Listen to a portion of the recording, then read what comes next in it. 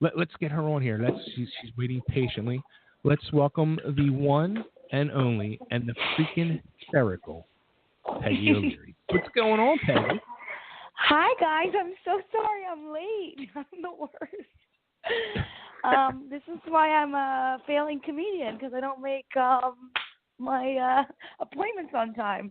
I'm so sorry. I was in a show, and I had given myself a little an alarm, and then I started talking to my sister on the phone, and the alarm was going off, and I'm like, I don't know why my alarm's going off. Whatever. I'm going to keep talking to my sister, and here I am, guys. How are you guys doing? In other words, you forgot me. In other words, you forgot me. Plain and simple, you forgot me, and then it was a complete oh fuck moment.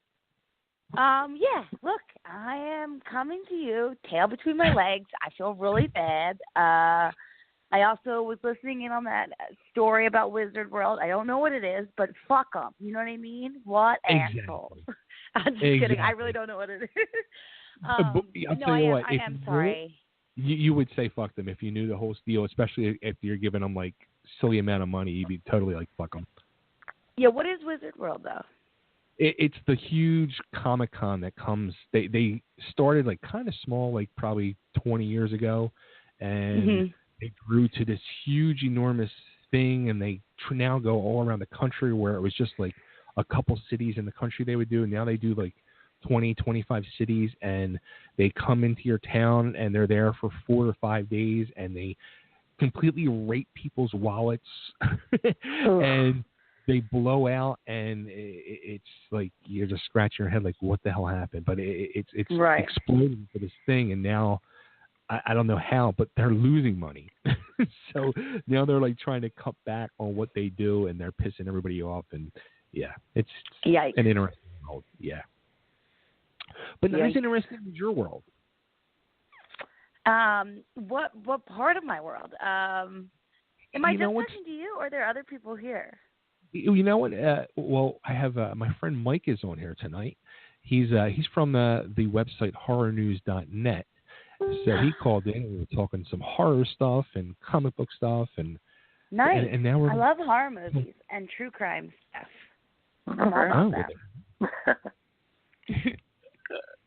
Well, something that's kind of scary that I found out about you as I was going through and I was watching your appearance on the Q. Yes. It seems like I was actually in your home a few weeks ago. Oh, okay. So you've been to my home before. Yeah, I grew up in a funeral home. Actually, that's why I got lost track of time. I was talking to my sister. On the side, I help my parents out with their, I do some clerical work for the funeral home. So she had called me because something was going on. So we were in a heated conversation about funeral business. So yeah, I grew up in a funeral home. I grew up in the apartment above where you probably went into. That's wild.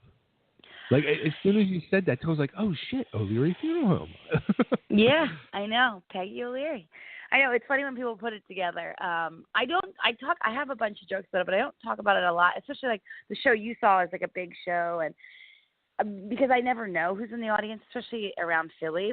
In New York or LA, I talk about the funeral home a lot more, but in Philly, it's every time I tell a joke about growing up in the funeral home, and they're not about the funeral home, it's about being a little girl and realizing where you live. It's weird, what I the weird life I lived upstairs of it, and it's probably why I'm a comic. And when I do those jokes in Philly, there's so many people that come up to me and they're like, my grandma was buried there, or even a sadder thing, and I'm like, well, that's not what I want you to think about when you are watching me tell jokes. I don't want you to be having a good time, and then all of a sudden I say O'Leary Funeral Home, and they're like, oh, that's where my brother was buried. You know what I mean? It's I don't want that to come up. So I don't talk about it a lot in the Philly area. Sometimes I do. If I'm doing a show in Delco, most people then know I am the youngest O'Leary, because everybody I grew up, and I'm one of 6, so there's a lot of people that know, oh, the little O'Leary's a comedian. So it's if they come out to a show, I'll tell jokes because they know, it's not that weird. I think it's weirder when it's so much separation where someone doesn't really know me well, and they're Yeah. But whatever. But yeah. Now, do you guys have like growing up, like because I grew up in Upper Darby, and I Where'd you go to high school? I went to Upper Darby High School. Oh, okay. What year did you graduate? The gray hairs are going to show now. Well, here in true Delco. Oh no, form, never mind. You don't have to tell me. Nah, I'm not worried about it. But in true Delco form, I was supposed to graduate in the class of '88, but I took that bonus plan and was going for the class of '89, and then I dropped out anyway. So there you go. Oh my God, I love it. That's so great. But growing up in grade school, one of the here's even funnier. Do you know Jamie Kennedy? I went all through grade school with Jamie, and Jamie Kennedy did a. Remember his Jamie Kennedy Experience? Yes. That show? He did a funeral home thing where he was a dead body and came alive, and they used Kelly Funeral Home, which was in Upper Darby that my parents bought from Mr. Kelly. Right on Long Lane. What? Right on Long Lane. Yeah, right on Long Lane. And then, I go to Long Lane all the time. And, and so my sister Katie is a funeral director, so she actually helped Jamie Kennedy do that whole, that whole reality, little segment thing. Yeah. And he, came into our funeral home, and because Kelly's funeral home doesn't exist really anymore, because the building was so old. So, all Kelly's funeral homes came through us and the daughter of Mr. Kelly, runs Kelly's funeral home out of here. So, but my sister did it. But yeah, that's so funny. So you went to school with Jamie Kennedy. Yeah, so I grew up with Jamie, and one of the kids we used to hang out with was from Donahue Funeral Home, which was 2 blocks away from Kelly Funeral Home. And so on Friday and Saturday nights before we would go out and being the typical Catholic schoolboys that we were out and buying quarts of beer at 14 and 15 years old and drinking in alleys and in the schoolyard. And but we would go in the funeral home and we would play in the funeral home and hide and seek around. It was just I think about it now, I'm it's weird. Were you guys doing stuff like that too? So, we, my sisters have stories about it. So I'm the youngest, and, there are, yes, me and my brothers, I have 4 sisters and then my brother, and then it was me. And we would, do weird things where, we're going to explore the funeral home. And there's always, a showroom in a funeral home, which is, that is where you go and you look at the different caskets. And there's usually, one set up so people see it. And then, but, mostly it's just, little, parts of it so people can, it's like a normal, if you go to a business, you have to go and look at it. So there were, we would sometimes we would sneak in and, hide. But my dad and my uncle who run the business would get so upset. And my brother and I got in big trouble one time. So we, kind of stopped because we were whew, that was pretty scary. They were really mad at us. We would always, and then I went to film school. So, I made a bunch of films, and I would use the funeral home as, great set places, and I have done a couple of films about growing up in a funeral home, and actually Delco proper, that show, that Comedy Central, that web series. So how their first episode was in a funeral home. Okay. They used our funeral home because Tommy Pope, who's one of the guys, grew up with my brother-in-law BJ, and we know each other through stand-up, and so he was like, "Hey, do you think that would happen?" And my dad and uncle loved it. They're they think it's so cool. They're we're oh cool. We're in the video. They're having so much fun. And it's a web series. So there's no money. And Tommy's "You sure you're fine with it? You're not gonna be mad? We don't have any money to give you." He's "Just give me $100,000, Tom." Just get kidding around. And so the day of the shooting, Tommy brought a bag full of $100,000, the candy, to my dad, and my dad was "He's the funniest man I know. He's the funniest guy. I love him." It's so funny. Just thinking he's my dad's a movie star now. He's just well, we're in Hollywood. I mean, we were in a web series. I was all right, Dad, calm down. It's funny too when I was going through your stuff on Facebook and see our mutual friends. Another Upper Darby, Peter Grassi. That's my brother-in-law. Is it really? Yeah, that's my sister who I was just on the phone with, who I was just with. She's Megan Grassi, And Grace Grassy is my niece. Yeah, actually, that's what I was gonna say. I'm like, it's funny that you said Long Lane because this is a fun throwback. I have recently, because I just moved back to Delco in August, because I've been living in New York and LA for the last 12 years, and I came home to like be around to help my family out and to hang out. And also I'm like, I have 14 nieces and nephews, like, the little ones I haven't seen because I was in LA for a year and like didn't come home. So I was like, I'm just going to go home and I can get to New York whenever I want. I go to New York like twice a week. I've been going to a bar called Galway's on Long Lane. You know that? Oh, yeah. Of course. Oh, yeah. Well, I was telling Pete that. I'm like, because Pete grew up, St. Lawrence. Were you St. Lawrence? We were in St. Alice. You were St. Alice. You're right. I'm sorry, St. Alice. Yep. But I was saying to Pete, I'm like, I went to Galway's. Do you know that place? He's like, shut up. I was just telling him and his buddies were just talking about how he's like, I think I could count 50 bars from 69th Street to the start of Upper Darby. And like they were going through and they're like, there is so many bars. And you know that like Upper Darby, it's Upper Darby or Clifton that has the most amount of bars in like the amount of like space, I don't know, whatever you would call it, like square feet, like in America. There is like, it's either Upper Darby or Clifton Heights, but I'm pretty sure it's Upper Darby County has the most amount of bars for like a non-city. And I'm like, that's so funny because it's just so true. Like you always went to like, there's nothing like a Clifton or like Upper Darby bar. Like if they're all the best. Like they're all like I don't know if you remember the Bungalow. That was like the best. Come on. Which is now called Illusions. Yeah. No, I love it. It's so funny. Oh, that's funny. I used to own a pizza shop on Long Lane when I was 18 years old. Actually, on the other end of where Kelly Funeral Home, the other corner all the way down on the corner of Long Lane and Locust. It's now, I think, called Long Lane Pizza. But back in the day, it was called Mr. Pizza. And no way. Yeah. That's so funny.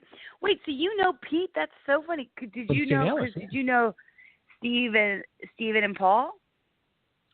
Steven. Because Pete wouldn't have been with you. Wait, you graduated Upper Darby in '88? I should have been, yeah. Yeah, Pete's like probably 3 or 4 years younger. Yeah. So that's why I thought maybe you knew Steven or Paul because they're older. Or maybe I thought maybe Margaret. You don't know Margaret, his sister? I remember that name. I totally remember her. Margaret is Margaret is a couple years older, but that's so funny. And I'm with my sister just walked in. That's so funny that you said Pete Grassi because she's Megan Grassi. Yeah, that's funny. Here, wait, hold on. I'm gonna put you on. So this is Pete Grassi's wife, Megan O'Leary Grassi. Hi. Hello, Megan O'Leary Grassi. How you doing? She's my older sister. It's so nice to meet you. So awkward. I actually grew up with your husband. Oh yeah. He grew up with Pete. Oh, he did? Oh wow. In St. Alice, yeah. Yeah. Oh wow. What's your name? Bay Ragney. Bay Ragney. Pete knows you. Yeah. How about that? He has talked about you and loves you very clearly. He came and saw my show on what day were you there? Sunday. Sunday, and he was like, "Want to do my podcast?" And then I was talking to Megan for an hour, and I missed it. I think Pete has showed me things that you do. Do you have little girls too? Yep. Yep. Okay, so and do you do like a cookie thing? Am I thinking the right? Yes. Where you eat cookies and decide whether or not they are good? That's funny. Yeah. So you're watching Oreo cookie videos of me and my daughter. Yes. Yes. Small world. You know, it's scary. I started doing them stupid videos for the hell of it, and people come up to me all the time. Well, we watch it with our kids and say, look at how funny this dad is. with his daughter. And Pete does every couple of years does a Christmas album. I produced the first one as like a joke. Yes. Oh, come on. Oh, Pete's very funny. Oh, I know. Yeah. It's Pete's scary very because you guys live near That's me. who you were doing this with. That's so funny. Well, I didn't know you knew him. Well, I don't know if we've ever met, but Pete No. loves you. Loves you. Oh, that's funny. And, Because you guys, we live like close. Yeah, because you live in Westchester, right? No, I'm down in it's quote unquote Chester Heights. Oh, right. You're like in Aston. Yeah, okay, yeah. If I want my mail to my house, I'm Aston, but otherwise I'm Chester Okay, Heights, and I'm lazy, so I want my mail to my house. I'm in Glen Mills. Yeah, they're in Glen Mills. So you guys both did the thing of living on one side of Delco, and then you moved to the other side. Right, exactly. And coming from Upper Darby, coming out to this way, it's a huge leap. It's like a total opposite side of the tracks. Oh, listen to this. When Megan and Pete moved there, I was definitely still maybe in grade school or like freshman in high school, and she was the only one at that time married, and the five of us like cried. Like she was. It was like she was moving away to France. We stopped and we're like, it's too far. There's like no street signs out there. You can't walk anywhere. Right. It was really. And then the youngest, and then I moved to New York, and they were like, bye, peace out, see you later. See ya. Oh, Faye, it's so nice to meet you. You too. All right, well, I'm gonna let Megan go, and I'll get back off the speaker so your listeners aren't like, who the fuck? What is happening right now? Oh God. Yes, I'm not just talking. That was Meg's first podcast. Oh, that's funny. She's. It's so funny that you said Pete because I'm like, wait, I'm with her. But yeah, that's crazy. That's so Small funny. world. Small world. It absolutely is. But So you kind of had like I mean, not for nothing, you had a career kind of lined up for you from birth. Like, how did you like leave the funeral business and decide like, all right, you said you went to college for film, but how'd you end up with comedy? So I was. I mean, I'm the youngest by kind of in our family dynamic. I'm like the youngest by a lot. Like everybody's basically a year and a half, 2 years apart. And then me and my brother. Then it was 4 girls. Then they had Tommy, and then 4 years later they had me. So I was like the baby. I mean, literally, my dad still calls me the baby. And there's 14 nieces and nephews running around. Like there's actual babies running around, and he'll scream, "Where's the baby?" And everyone's like, he's talking about Peggy. So I just sort of always kind of like lived, I think, in my own little world. Like and I was always obsessed with movies and TV and acting and plays and musicals. And so I was really wrapped up and thinking I was going to be an actress when I was little. And then I got really into films, actually horror films. And I got really into just like that. I went to film school my senior year of high school. And then I went to an art school in New York when I was 18. And I kind of always knew I didn't want to live around here. I wanted to move to New York. And I think in my little 18-year-old brain, I was going to like move to New York. And because my parents wouldn't let me go to acting school, but they let me go to film school because they didn't really know that that's also kind of a dumb decision. They were like, no, that seems like more of a career path. And so I went to film school. I had a really great 4 years and I did really well, but my junior year I got involved in a sketch comedy group and I started doing sketch. And so it was like kind of this fun thing of like writing and I was always a writer and I wrote and so we would like all write and direct and act in our things and we ended up being really good and we got a show at UCB, which is like a big theater and like an independent theater in New York. And then I started going to a lot of stand-up shows because it was like the world kind of mixed a little bit. And I started going to stand-up shows and I was like, oh, wait, I think I want to do that because stand-up to me is like the embodiment of everything I like. It's writing, you're self-directing on stage, you're it's me on stage, right. But it's kind of like a hyper version of myself.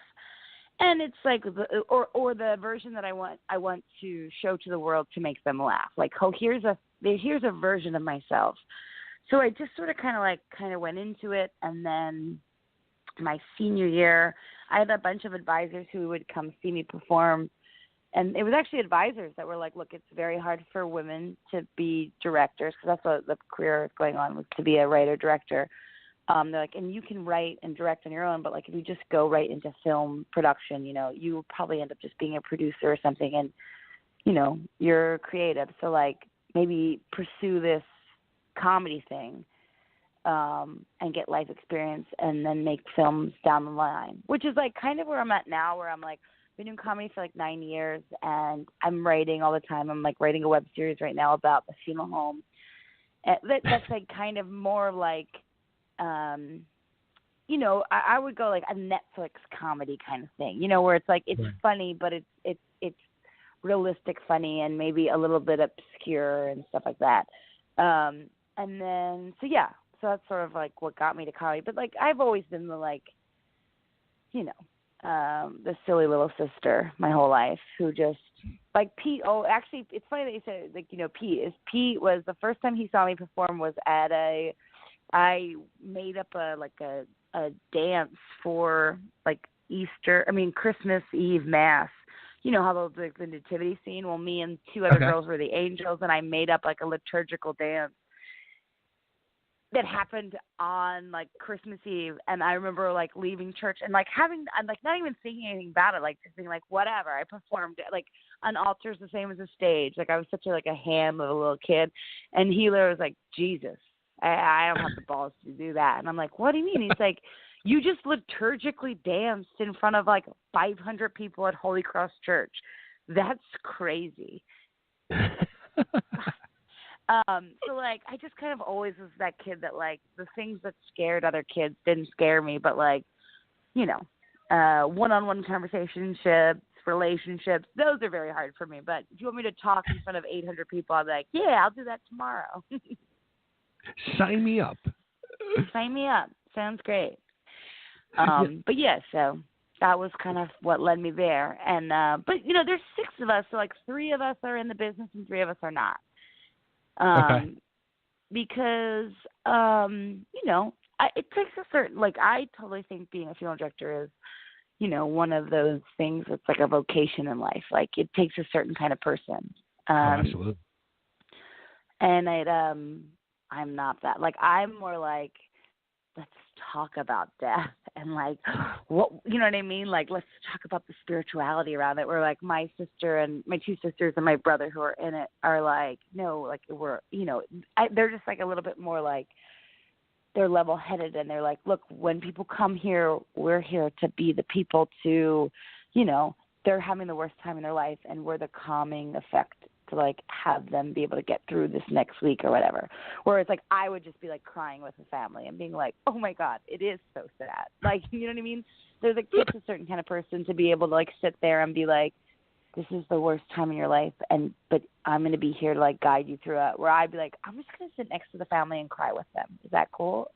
Like actually, true story, I was an altar server. And so when I became an altar server, they were like the first funeral that happened after I got like to be an altar server, they gave it to me because it was an O'Leary funeral. And it was like a 98-year-old woman. And there was only 3 people in Mass. And I cried the whole Mass. I sobbed. I was like, this is the saddest funeral I've ever been to. I've been to a lot of funerals at that point. Like literally funerals happened every day in my life. But I just like, I kept looking at the husband and he was just so sad. And there was like 2 girls, 2 like older women, girls. There were like 2 90-year-old women next to him. And that was it. And then the priest, me, and my dad and my sister. And I came home that day from school and my mom was like, okay, we have to have a talk. And I'm like, what? Am I in trouble? She's like, you're not in trouble. But your father let me know that you sobbed the whole time during Mass, during that funeral. And I'm like, Mom, it was so sad. She was 98, and I think, like, that must have been the love of his life. And she's like, so you made up this whole backstory in your head about this guy and this woman. She's like, and I get it, and you're right, and it is really sad. But you took attention away from the family. Like, you can't do that, which is, like, what good funeral directors do. They stay in the background. And so my dad is, like, looking at his daughter who's, like, sobbing on stage, like, on the altar. And, like, he's like, she can't do that. Like, that's it's, and I mean, I'm sure the family didn't notice it, but my dad was like, Right. and my mom was like, you just can't do that. And I'm like, yeah, I don't think I can do this because I'm always going to want to cry. Like, I'm the most emotional person. Like, I'm affected by everything that happens around people. You know what I mean? I never even thought of it that, like, so you were actually, like, stealing the heat away from the family in a time of mourning. Mhm. Right, which is like the way my dad would look at it, because he's like, and also I think you're trained to know that in funeral school. Like, now that I'm older and I understand the business a little more, you're trained, like, because you're one part business owner, one part like social worker, one part like Right. mortician. You know what I mean? Like, so, if you went and were like, if you went to a lawyer and the lawyer was like, oh my God, that is crazy, and didn't give you like law advice, you'd be like legal law advice. I'm so dumb. Legal advice. You'd be like, well, this guy is a fucking wackadoo. You know what I mean? So if you went to a funeral director and they're crying with you, you'd eventually be like, yeah, I mean, you didn't know my sister. What are you crying about? You know what I mean? It's like, Right. You got to be the level-headed person. So I always admire funeral directors for it when they're like that. We were like, wow, that's admirable, because I'm not like that. I'm like all emotion. Now with the so sometimes I'm always curious about, like, now I have a background in professional wrestling. I used to be a professional wrestler, and the one thing I always knew was, like, being in the Philadelphia area, like, the crowd, the Philadelphia crowd is different than everywhere else. And I always said to myself, and I always told everybody, if you can get over with the Philly crowd, you'll be good anywhere else in the country. Is it the same like with comedy, like, or is it like a different animal? Like, I would actually, and it might be because I'm from Philly, but I actually argue that the Philly crowds are the best crowds, because they, especially in this climate right now where everyone's really uptight and PC, and the world is so like you're Republican or Democrat or this or that, like everyone's so like polarized. I actually find Philly, Cleveland, Boston's a little bit like that. Like, there's a couple, like, there's just like cities that are cities in that they, like, still are like, they got union workers, they got rich people, they got poor people, they got every mix, and the world is sort of like, it feels like you're always losing, And those to me are the people that want to laugh the most, because they're not offended by anything, because their life isn't perfect, And not that there's not uptight Philly crowds, because there are. But I find that Philly actually is, but it also may be my type of humor. Like, I'm from here. When I talk about things that you saw my act, like, I talk about growing up here and about, like, the women that I was raised around, and, like, it's like notoriously in comedy clubs, if it's a mostly white woman crowd, right? It's going to maybe be a little bit more uptight. That's like a very strong generalization from a white woman. So I'm not hating on them. I'm just saying, like, that will happen sometimes. Like, a 40-plus-year-old woman is maybe going to be uptight, not because of any other reason, but, like, she's probably, like, been a housewife for a while, and, like, or whatever it is. But, like, so she's a little bit more, like, guarded. I don't find that in Philly. Like, I find that, like, there's a bunch of, crowds that is, like, it'll be, a group of 10 40-year-old white women, but they're from, like, the Northeast or, Roxborough or Delco or, like, South Philly, and they're just, like, out to have a good time. They might be rowdy, but they're not going to be like, oh, my God, you can't say that kind of thing. Or at least not to me. I mean, I've seen that happen in Philly with other kinds of comics, but I always have kind of, they're not easy. Let me say that.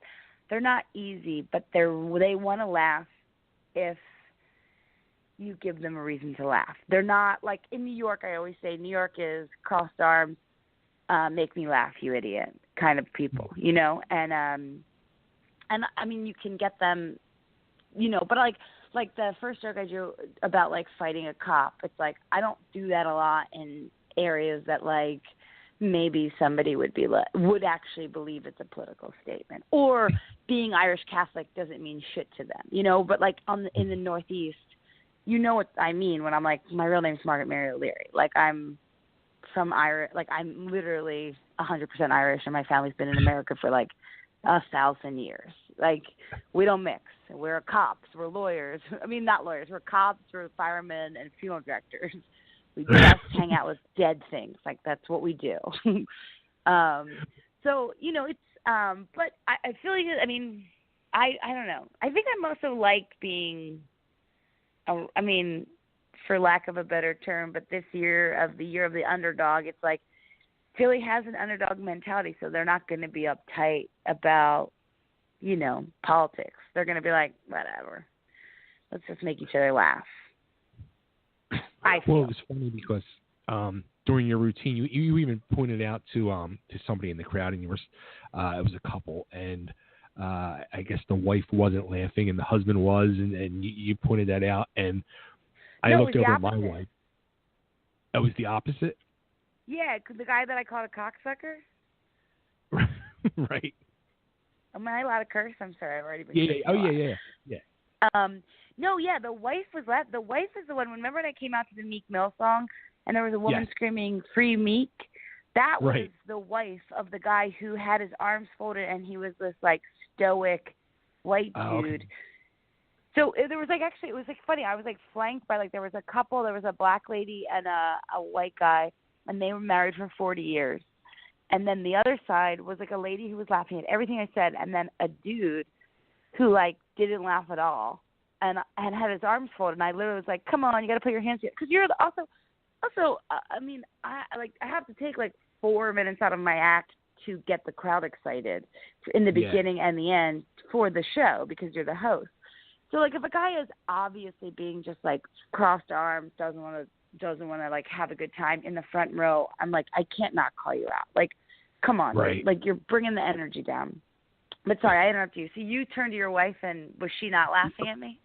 Yeah, she was the one with the cross arms, and I'm looking at her, and I'm just like, oh shit. And when we were leaving, we were walking back to the car. I'm like, that girl Peggy was freaking hysterical. She's like, I didn't think she was that funny. I'm like, no, she was fucking funny. Like, you got to like loosen up and just let your Delco come out. It's there. Stop trying to be like, you know. Oh my God, your wife hated me? That is really upsetting to me. I hate when women don't like me.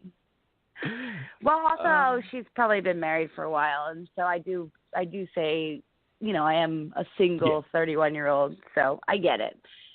Megan thinks I'm funny, kind of, but, you know, my sisters are like, we don't get it. I'm like, I get it. You're married. You're also my sister, so you don't need to get it. That's funny. Now, I'm kind of bummed out because I realized, too, like, as I was going through your stuff, another mutual friend of ours who you did a show with late last year, at the end of the year, I should have went to that show, and I didn't go, with Eleanor Kerrigan. I love Eleanor. Yeah, she's at the she's the best. She was at the track, the Trocadero. She's the best. I mean, she's the funniest. But don't bring your wife, because me and Eleanor are very similar. We're both aggressive broads. Yeah, no, we've seen Eleanor a few times. She's on the show too, and we went up. I guess it was a couple nights before that. We went up to see her up at Parks at the Joe Conte show. Yeah. She was at Parks. Yeah, she did Parks like a week before that show. Right. That's what it was. I hosted for her at that show at the Trocadero. Yeah. Yeah, cause it's funny too, because that's what exactly I was thinking to myself. I'm like, you and Eleanor would be such a great combo on a show together. And then I'm like, oh, okay, they beat me to the punch. That's really funny.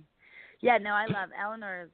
Is great. I met her in LA when I was in LA last year, and I actually like fangirled on her, and I'm like, because I'd heard her on a couple of podcasts, and I'm like, oh my God, I'm one of 6. I grew up in Delco, like Irish Catholic, and she was like, oh, I love it. And she was just so sweet and nice and so like wonderful and great to me.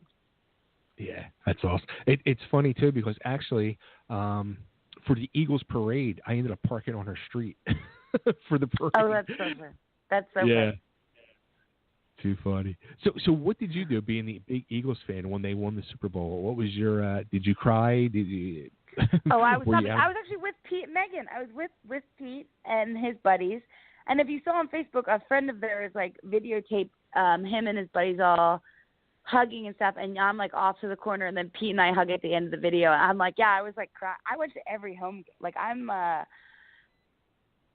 cried when they won against the Falcons. I ran out because like I videotaped it of me like I'm like crying and like the most happy I've ever been. Yeah, I like literally told comics, I was like, I like woke up the next day like, I think I can make it in comedy. I never feel like I'm an underdog. Like, I'm going to do it. I can. This is the year. Like, the Eagles won. I can do it. So now the Eagles are inspiring you in the world of comedy. Oh, of course. I mean, but they always. I mean, I've been telling that on Sunday I didn't tell that joke. I have a whole football chunk.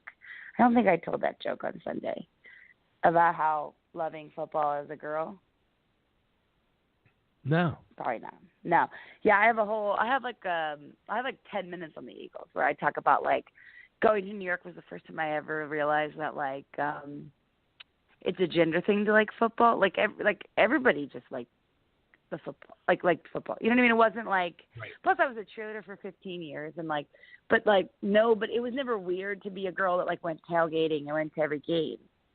And it's funny, like when I went to New York, people were like, "Oh, you're just trying to impress dudes," and I'm like, "What? No. Who am I?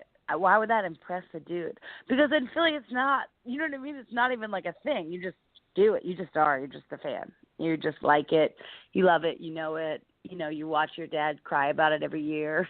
You're like, I want them to win for him. So now, and I saw the. Was that really Warren Sapp that I saw you? It was.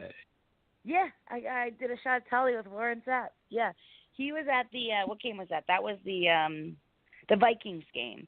He was at a tailgate like a couple rows over, and my cousin was like, "Oh, Warren Sapp's over there," and my best friend Julie's obsessed with Warren Sapp, so we went running over to take pictures of them.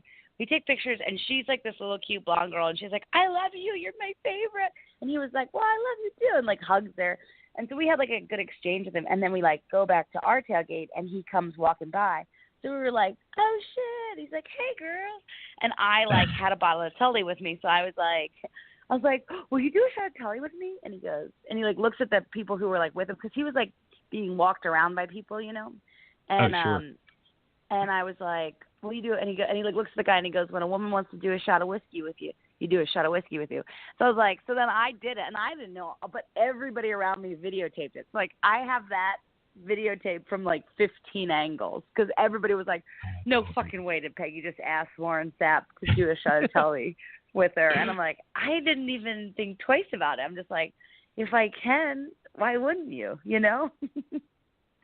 Awesome. I had that bottle with me, and I was like, I kept walking by like different tailgates and being like, "Who wants to do shots?" and just pouring them out for people, and just like, because we were all just so excited, like, you know, because even then I was like, if we win, that's great, it'd be awesome to go to the Super Bowl. But I was just so excited that we were there and with Nick Foles, like I was like loving the whole season. Was just the best season. Like it was just everything was so. I mean, it's going to be a movie one day. You know what I mean? Absolutely. It was the greatest season, I think, in NFL. I mean, maybe I'm biased, but I mean, the whole thing. It's like everyone. And then even like, you know, just like the parade was so epic. I cried a couple times at the parade. Oh, yeah, absolutely. It was so great. It was funny because actually, like, we were at Broad in Oregon, and after the parade passed us, you know, we're turning around and getting ready to start walking back to the car, and I saw an old friend of mine from wrestling. I was like, and he's a huge Eagles fan. I'm like, oh, my God. I ran over, and I'm crying, and I'm hysterical crying as we're hugging. And his girlfriend's looking at me, and I see her over his shoulder looking at me. She's like, are you fucking crying? I'm like, I'm fucking crying. I can't stop. And she's like, oh, my God, really? I know. People were like, well, it's funny because I moved. So I was in L.A. until August, and I moved home. And then I started going to all the games. So then my social media was just me at football games. You know what I mean? And, like, literally I had a bunch of friends like, did you quit comedy to just become an Eagles fan? I was like, no, I'm just, like, bored of my comedy posts. I'm just going to post about the Eagles. Like, and it's funny, like, then I had so many people like message me like I was on the team. Like, congratulations, I'm so happy for you. You did it. I'm like, I did it. I did it all. I totally won that game. That's funny. That is so funny. Yeah. So, but also now I gotta go back to this because I'm a comedian now. I'm obsessed with it. Your wife has to come see me do a real set and not a hosting set, and she will like me. Okay, I can't let this go. So when are your next shows then? I perform all the time, and I will do a clean set. You guys tell me what she wants. Does she want me to be a clean comic? Like, I can do it all. I was just being hyped and fun, and the Eagles from the Super Bowl, I came out to Meek Mill's. Like, I'll come out to, like a Hall & Oates song. Does she like that better? What does she like? Tell me what she loves. Like, I want to just make her laugh. Funny. Oh, that's so funny. She didn't get it? I mean, I'm charming as fuck. How'd she not get it? I'm just kidding. I'm kidding. But I will not. This is all I'm going to remember about this conversation is that you told me that. I'm just going to be like, well, just because I pride myself on being a girl that girls like, because I act like I'm everyone's best friend and I want to get to know you and whatever. So if she doesn't like me, I'm like, well, sad about it. See, now when I tell her, she's going to be freaked out. Why the fuck did you say that? No, because I need to know. I need to know who doesn't like me. I need everyone to write it in tonight who hates me, who thinks I'm annoying. And then I'll just obsessively think about that because I'm a comedian and I can't ever take happiness. I'm just going to forever think about the bad. Now, who was the other guy? The guy before Roy? He was hysterical too. So good. Yeah, he's from he's from Georgia, but he lives in DC now. He's Sarome. Actually, we're doing a show tomorrow in New York together. Sarome Russell. He's so funny. I think he's so funny. I mean, he has 5 kids. I love his whole story. He's so great. Yeah, he was hysterical. And Roy's always, I love Roy. So funny. Yeah, me too. Roy is like one of my favorite comics. He's funny. I told him after, I said, dude, next time you come to Philly, no bullshit. We say this all the time, like we're going to get together, and we never do. But next time you come to Philly, we're getting Philly tacos. And he just looked at me. He's like, man, he goes, I want to be able to shit. He goes, I won't be able to shit for 2 weeks if I eat that. That's really funny. That's so great. So now, where do we find out your upcoming shows? Get more about you. So you can always PeggyO'Leary.com. It's just like a dumb Tumblr website, but I have my calendar up there. And then I have a show coming up at Helium. I run it's like every couple months. It's a show called Hard, Lonely, and Vicious. I host it, and that one's at Helium in Philly. It's April. It's a Wednesday, and I believe it is April 18th, and it's at 8:00, and it'll be me, and it's a fun show. It's a drinking game show. So like, the comics come on stage and we play like funny. I call them drinking games. They're mostly like 13-year-old sleepover games where like it's like get to know you games, like 2 Truths and a Lie, Never Have I Ever, Fuck, Marry, Kill, and then we like drink with the audience and we do like 5 minutes, me and the other comic, and then they do a set. So like the way I look at it is like it's a fun way where you like off the bat get to know a comic's like silly like or off the cuff, and then they go into their act, so you feel a little bit more like you know them before they start to do their show. So then at the end of the show, it feels like we just all were like hanging out at a party together instead of just like, this is a stand-up show, and you know what I mean? And so we did it. That's what I was promoting when I did the Q in December. And so I'm doing that again in April.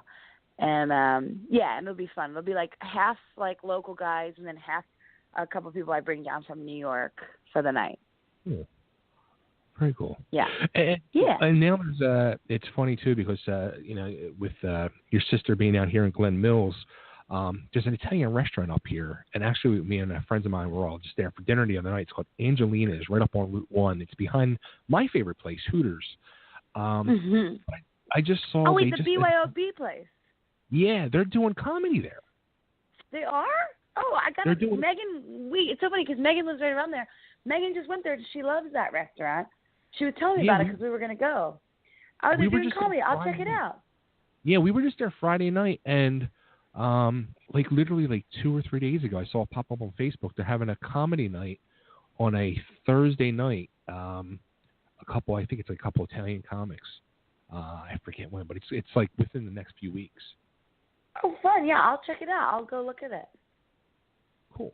Very, very cool. Yeah. Well, I'm glad you called in and didn't totally forget I'm about so me. sorry I was late. I'm just a little... And tell your wife I love her even though she doesn't love me. I will. I will make her laugh one day. It will be if it's the last thing I do in life, it's what I will do. I'm sure. Because I don't care about making men laugh. I do that all the time. Women, it's where I love. Too funny. Well, Peggy, thank you so much for doing this and calling in. And Thank you so much. And I'll tell Pete you said hi. I will. I never talked to him on Facebook. It's one of them things like, oh yeah, like we're Facebook friends and we haven't seen each other in decades, but Yeah. And I'll let him know, and then you guys can reconnect and hang out or something. Well, I'll go to Angelino's. Hey, I'm in. Let's go. Food and BYOB. Yeah, you know what? Actually, me, you, your wife, Pete and Megan, your wife will love me. I'm great intimate. I'm great when I'm the single girl with a bunch of couples. Here's real scary. And actually, my co-host Nick is actually on the line now. It's actually his anniversary today. So happy anniversary to happy my boy anniversary, Nick and Kate. So we were at Angelina's the other night, and it was so freaking scary. It was me and my wife and 2 other couples, and the wife of the other couple, they're older. They're like 20 years older than us. And she had an aneurysm like 10 years ago. And so she's kind of like paralyzed on the one side. And so we just got served our dinner, and I'm sitting there and I'm eating and all. And she took like 2 bites of her food and she just stopped. She's like, I'm full. And we were like, what? Like, come on, eat. Like, fucking, what are you doing? What's the matter? And then she was just like, I don't feel good. And we're like, what's the matter? And she turned to her husband. She's like, I want to go home. He's like, what do you mean? Like, he's trying to eat his dinner. She's like, I need to go home. And he's like, all right. So he goes to go out to the car to get her wheelchair. And next thing you know, she just like her face just went blank and her eyes rolled into her head. And she started like a fountain from just up chucking. And she started convulsing. Oh, it was the scariest fucking thing. And that Angelina, like the woman Angelina herself, her dad, their wait staff, like they ran right over. They helped us. They got her on the floor. We had her on. It was like a whole thing. But they were so fucking amazing. I even like, I posted on their page thanking them, and I posted my favorite Facebook group, the Delco Restaurant Review. I posted in there thanking them. Amazing, amazing people there. So, scary, but they really helped us big time. Oh, wow. Yeah. Oh, my God. That's so scary. Is she okay now, though? You know what? We rushed her to the hospital that night, and she was in the hospital for like 2 days. And it turned out they said she had the flu, but the CAT scans and all they did, they said there was like a, I guess the density or whatever they were saying on the frontal lobe, and they weren't sure because it was the weekend. So they had like really nobody there to read the charts. So they said, she did have to earlier in the week go back. So, but as far as I know, she's like, like mez right now. So hopefully she'll get better soon. So we can go out. That's so intense. It was scary. Yeah, it was like, I just like kind of froze. Like, I'm not good with that stuff. Yeah. Wow, that's intense. So yeah. Well, so Angel, glad you left it on a fun note. Very. How about that? But we should go back. We should support that. Everybody support that place because they seem great. Yeah, good people. Very good people there. That's awesome. Well, it was so nice talking to you. Thank you for not being mad at me that I called you an hour late. It's all right. It's a Delco thing. You're excused. Thank you. Well, hope to run into you soon. Absolutely. Thanks, Peggy. Take care. Thank you. Bye. Bye. All right, well, there she goes, Peggy O'Leary. Check her out, PeggyO'Leary.com. She could be coming to a city, a town, or a bar near you, or an Eagles game. So there you go.